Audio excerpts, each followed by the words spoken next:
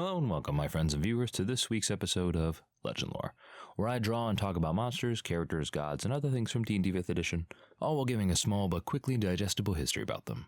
Together we'll go over their history within the game, how they're utilized in the Modern Edition, and how you guys can utilize them in your own games. This week we will be covering the current Forgotten Realms god of the dead and the underworld, known as Kelemvor.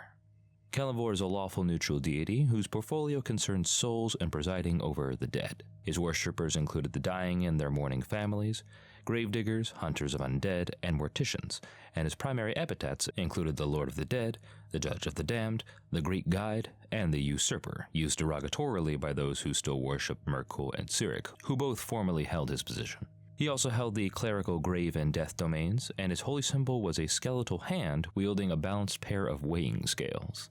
In terms of his appearance, Kelemvor as a god kept the same visage as his mortal self for the most part, having dark tan skin, green eyes, a strong jaw, and wild black hair with gray streaks. He wore chainmail alongside dark leather, sometimes with a brigadine, and a belt ordained with a large cat's eye jewel in the front, a reference to his past as a werepanther.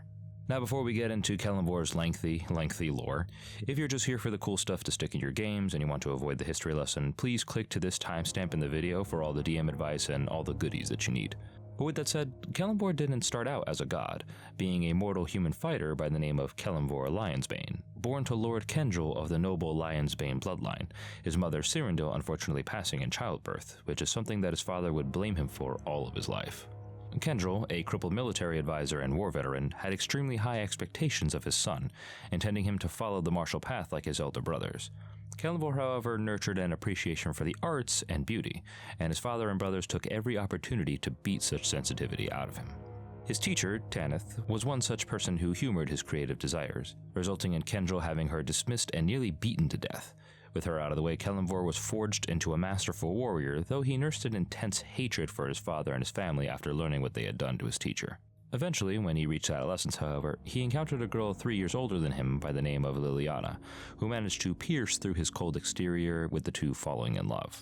His father Kendril discovered their affair, and Liliana was met with the same fate as Tanith, only this time Kelemvor was able to intervene in the assault in progress, and his long-simmering rage finally burst, unleashing a long, dormant curse within him. Kelemvor transformed into the shape of a massive werepanther, tearing apart his father and the men assaulting Liliana, before she, recognizing that the beast was her lover, aided his escape to the forest outside Lionsbane Keep. Kelemvor spent months in the woods learning to gain control over his lycanthropy, until he was eventually discovered by his uncle, Lord Byrne Lionsbane. Unlike his father, Kendril, Byrne was much more sympathetic to Kelemvor's aims, taking him in alongside his adventuring companions and teaching the boy the origins and truth of the Lionsbane curse. An ancestor by the name of Kyle Lionsbane was a brutal and greedy mercenary who abandoned his companion, a sorceress, in the pursuit of profit. For this, she cursed his bloodline to all transform into werepanthers whenever they performed an action out of pure greed. However, the years had caused the curse to wane and transform, its conditions changing in that no Lionsbane could ever perform an act without asking for a reward, transforming into the beast if they failed to do so. This resulted in the Lionsbane family being made up almost entirely of sellswords or mercenaries, able to secure a life full of rewards in return for killing and gaining glory. With this in mind, Kelemvor was taken in by his uncle and became a part of his mercenary company, fighting for 3 years and forging a close bond with his new family.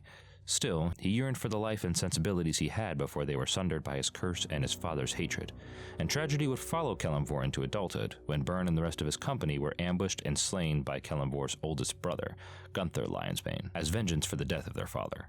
Losing the control that he had maintained over the past 3 years, he killed his brother and found himself alone once more, becoming a solitary soldier filled with a deep-seated bitterness towards the world. His curse to demand a reward for his service wore him down, wishing for a way to break it so he could actually perform acts of good and heroism just so he could. And in time, his journey caused him to encounter another adventuring party, comprised of a rogue named Cyric, a sorceress named Midnight, who would later become his lover, and a cleric to the goddess Suni named Aiden. With them, he would embark on numerous other adventures, having his curse removed by the god Bane, battling the god Merkul atop Blackstaff Tower, and in that fight being slain by Cyric in one of the rogue's many acts of betrayal. Upon killing Merkul and usurping his role as Lord of the Dead, Cyric then searched for Kelemvor's soul, hoping to use it as an advantage over Midnight, who had ascended and become the newest incarnation of the goddess of magic, Mystra, who we had covered in a previous video. Before he could do so, however, the god Mask stole Kelemvor's soul away, using it in the same manner that Cyric had intended to in order to gain Mistress cooperation, in a plot to overthrow the mad betrayer god coordinated alongside other deities such as Torm, Ogma, and even Cyric's own high priest. In the madness that ensued from their assault, Kelemvor emerged and did battle with Cyric himself, and upon the mad god's defeat, was elected to the governing role of god of death by the souls of the dead themselves. As exemplified by his very long history, Kelemvor's personality was a gentle one, as he always sought out creative and artistic pursuits in his youth and eventually marveled at the idea of performing heroics and doing acts of good just because he can. However, the curse that he suffered from and the brutality of his upbringing held him back, causing him to become incredibly bitter and cold with the belief that he only brought pain to those he grew to care for. His life was a constant storm of betrayal, anguish, and manipulation, right down to him being elected the ruler of the dead, a position that he may not necessarily have wanted or appreciated. As such, Kelemvor values good acts and deeds, despite him needing to remain neutral while performing judgment over souls. This has often put him in conflict with other gods, referred to as incompetence by humanity, a criticism that Mystra had also shared. In terms of his relationships, Kelemvor maintained a resentful hatred towards his family, killing his father and his oldest brother. This could make you wonder what became of their souls after he ascended to become the god of the dead.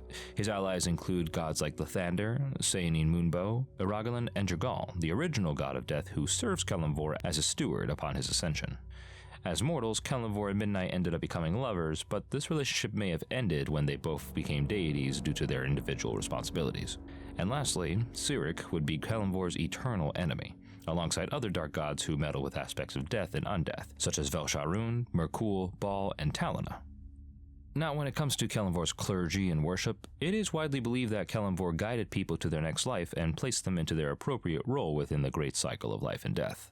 To Kelemvor worshippers, death is not the end, but the beginning of a new life. It is a necessity and a release rather than a punishment. Death was orderly and something that was not to be rushed, prolonged, or avoided, as every soul would eventually have its time to go. As such, Kelemvor worshippers abhorred those who extended their life unnaturally through magical means, such as necromancy or transmutation magic, relentlessly hunting undead and necromancers who flouted the natural cycle. They would also do their best to never let a person pass without one of their priests being present to help them through the process. For Kelemvor and his worshippers, there are 4 distinct clerical orders that appear within the Forgotten Realms canon: the Doom Guides, the Mortarchs, the Necrobanes, and the Order of the Silent Shroud. Doom Guides were the primary section of the church that was active within most communities, performing duties such as collecting funds for the church, acting as couriers between temples, and helping console and educate those who were dying on the next steps regarding the afterlife. These were the kinds of clergy you would see joining adventuring parties, as it helped them travel and spread Kelemvor's word while helping them root out any undead presences that they may discover. To supplement this, Mortarchs were priests whose entire focus was on the act of planning and organizing funerals. They consecrated graves and cemeteries, comforted families of the deceased, and ensured that their resting place was lined with protections against necromancy. Thirdly, the Necrobanes were Kelemvor's militant arm, specifically focused on the eradication of undead, necromancy, and its practitioners. They were dedicated to putting restless souls to rest, hunting down wayward souls keen to escape judgment, and slaying the malevolent undead who fed directly on life forces, such as Bodaks, vampires, and liches. This function was also held by another group known as the Knights of the Eternal Order, but little is known about them. And finally, the Solemn Order of the Silent Shroud, try saying that 3 times fast, was a group of Kelemvor worshippers who worked as gravediggers, embalmers, cemetery workers, coffin makers, and basically any other function having to deal with death and burial. They identified each other via secret signs, and they were also tasked with imposing protections on bodies to prevent them from becoming undead. In terms of rites and rituals that Kelemvorites practiced, they were known for conducting funerals, burial services, and counseling for the bereaved. One of the larger ceremonies that they practiced was the Lament of the Fallen, which was a ballad that was sung in areas of mass death, such as fields of battle or destroyed locations where many individuals had fallen. Every morning, clerics were also known to perform a ritual known as the Remembrance, often done in cemeteries where the clergy would sing prayers and songs, all while being attended by relatives of the deceased. Meanwhile, in the evenings, clerics would perform the Deum, or Thanks to the Guide, a ritual meant to celebrate the courage and strength of Kelemvor and the members of his church. It is here that the possessions of the dead, willingly given by families, were distributed amongst the clergy, and where the higher-ranked members would distribute holy missions and favors amongst those below them. Other than that, Kelemvorites were also known to use potions of dragon blood to consecrate Merkul shrines, turning them into ones dedicated to Kelemvor. And lastly, regarding the church, there was only one artifact that I can find for Kelemvor, which was his favored weapon, a +5 bastard sword known as Fatal Touch that bore several powerful enchantments such as Ghost Touch, Holy, and Bane against undead. I've converted it over to a 5th edition magic item stat block listed right below, just in case you guys want to be able to throw it in your games. Now, when it comes to role-playing Kelemvor at the table, he does have a significant amount of lore and experiences to draw from. His time as a werepanther, as a mercenary, and suffering under the tyranny of his own father and brothers made him incredibly bitter and cold, with no hope to experience the life that he wanted. He was elected to the station of God of the Dead by the very souls of the departed that he would end up governing, most likely due to how fervently he battled against the tyrant Cyric and his overall more positive and benevolent personality. I believe that he would have taken this position out of honor and duty, not out of any personal desire for power or control over the dead. With that said, however, based on his backstory, Kelemvor never really got the chance to be the hero of the masses that he wished to be, with his taking down of Cyric being the only act of heroism that he ever had truly undertaken, without the curse, mind you. While his lycanthropy and always having to ask for a reward was removed by the god Bane, I feel like he never really got to experience life without that curse for a long period of time. He never followed his creative pursuits and was immediately drawn into a war between deities right after, a war that claimed his own life and ending the longest lasting romance that he ever had with Midnight. All this is to say that there are two approaches that I personally recommend when dealing with Kelemvor and his followers. There's the angle of Kelemvor who believes that life is not about what you want, but what is put in front of you. If you struggle and strive trying to force your life into the shape that you want it to be, you will leave yourself vulnerable to the trials and hardships that life and fate will put in your path. This Kelemvor looks back at his life with admiration and pride, believing that while he could not perform several small acts of good, he performed the ultimate act by slaying Cyric and ensuring that the souls of the dead were properly maintained and cared for under his rule. The second angle of Kelemvor, and the one I prefer to run for my games, is one whose bitterness and anger towards his life made it so that he is now dedicated to helping other people escape those kinds of circumstances. He leans in very heavily towards stoking good souls, and even allows the occasional resurrection of heroic figures back from the dead, often to the chagrin of other death gods such as Merkul, Jergal, and maybe even the Raven Queen. I like to think of him as a sort of Robin Hood but with souls, keen to circumvent and overrule the natural cycle of life and death in pursuit of heroism and good, so he may vicariously live through the people who commit these acts of courage and valor and are instilled in legend. In terms of class concepts and how you can align them with Kelemvor, here are a couple of ideas that you guys can use for PCs or NPCs who are aligned with or worship the Judge of the Dead. For artificers, you can have a battlesmith with a panther-shaped steel defender, making use of their abilities to stave off the death of their allies, since battlesmith is more of a support class anyway. For barbarians, ancestral guardians can call upon the spirits of their ancestors to bring about judgment on their foes in Kelemvor's name, panther-themed totem warriors can touch on his lycanthropy aspect, and zealots are always a good go-to for god-fearing battle ragers. For bards, the College of Creation can reference Kelemvor's love for art before his transformation into a mercenary. The College of Spirits can consult those who have passed for advice on judgment, and the Colleges of Valor and Swords fit very well for matching his martial prowess. For clerics, the domains I suggest beyond his defaults are the Grave, Life, Light, Twilight, War, Peace, and Forge domain, since each one can touch on either an aspect of his mortal life or his deific life. For druids, the Circle of Wildfire and Shepherd can do well in utilizing their respective spirits in Kelemvor's manner, and you can't go wrong with a panther-shifting Circle of the Moon druid. For fighters, an Echo Knight can conjure a spiritual double, and the Champion, Battlemaster, and Samurai all once again match Kelemvor's focus on martial fighting whilst maintaining the ideals of valor and honor. For monks, the Way of Mercy matches Kelemvor's mastery over life and death very well, and the Open Hand and Kensai ways can be exemplary of the martial discipline he showed whilst controlling his Werepanther curse. For paladins, Oaths of Devotion and Redemption were both excellent for drawing upon Kelemvor's previous life experiences, such as seeking redemption for his curse or pledging devotion to others free of a reward. For rangers, Horizon Walkers who hunt down fleeting evil souls of the dead, and Monster Slayers who work to protect others from dangers of the realm both work very well. For rogues, the Spirit Calling Phantom can fulfill Kelemvor's need for a Reaper, collecting wayward souls who are seeking to avoid judgment at his hand. For sorcerers, the Divine Soul is the go-to for those blessed with the power of the gods in their blood, and for Kelemvor specifically, can gain the appearance of silvery eyes, tan skin, and either black feathered wings or ghostly skeletal ones depending on their alignment. For warlocks, hexblades imbued with Kelemvor's power or getting it directly from a celestial psychopomp patron can both be great characters to explore. And finally, for wizards, protective and preventative schools such as abjuration or divination are both excellent choices. In terms of quests and NPCs related to Kelemvor, most adventurer hooks having to do with Kelemvor will focus on putting people to rest or the removal of undead in some capacity. A classic small quest is for your PCs to come across a wounded Kelemvorite priest on the road, who they can heal to save them from death's door if they wish. The priest was tasked with venturing out into the area due to claims of the presence of risen undead, who overwhelmed him by sheer numbers only for him to barely escape with his life. He could ask the party to aid him or take on the job in his place if he's too wounded, promising a reward for carrying out the will of the Judge of the Dead. You can also scale this quest to range from simple undead like skeletons or zombies for low levels, to maybe a Skull Lord or a Bodak for higher level heroes. Another great quest idea, and one of my personal favorites to use, is to have the party be tasked with protecting the remains of a person as it is being transported to its appropriate location for burial. This could be another small town or a large city depending on the status of the deceased, which can range from a lowly serf to a respected noble. This is also great if you as a DM want to prompt your players to visit a specific location, by making that location the place that they need to drop off the body. In terms of NPCs, Kelemvorites are relatively simple, maintaining a neutral perspective on death and a disdain for necromancy and its practitioners. If your party has one in their ranks, make sure that the Kelemvorite worshippers act accordingly, even if they insist that they use their powers for good. Now, trigger warning, these next few PC concepts are going to have to deal with the idea of assisted suicide.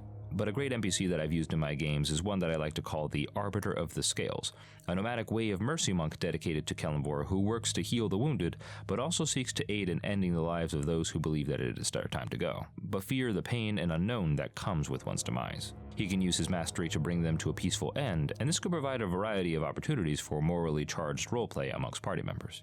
Another NPC I've always enjoyed using I call the Presiding Priest, which is a cleric who is leading a funerary ritual that occurs right when the party arrives into town. His presence makes it clear that A, the party has an NPC that they can go to for healing or curing or even possibly resurrections, and B, someone important in town has passed away, possibly an NPC that the party had intended to talk to and must now investigate their murder or cause of death. And finally, possibly one of the best NPCs to deploy if you want to play with the ideals and tenets of Kelemvor being skated by his worshippers, is what I call the Judge's Heretic. This NPC is a good aligned lich who feeds their phylactery not with mortal souls, but with the souls of evil or malevolent extraplanar creatures such as devils or demons. The party can be tasked with hunting this lich down due to their heretical ways, in that they are using undeath in order to eternally serve Kelemvor and are engaging in the act of consuming souls. Or perhaps this lich hides behind other agents and pseudonyms to give the party several quests over the course of a campaign, only revealing themselves when they believe they can truly trust the party. It plays on the idea of good aligned liches and the use of necromancy as a tool to serve good, rather than just its traditional methods of raising armies of undead. In terms of Kelemvor aligned magic items, here are a couple that I definitely believe fit very well, and you can easily instill with Kelemvor iconography or origins.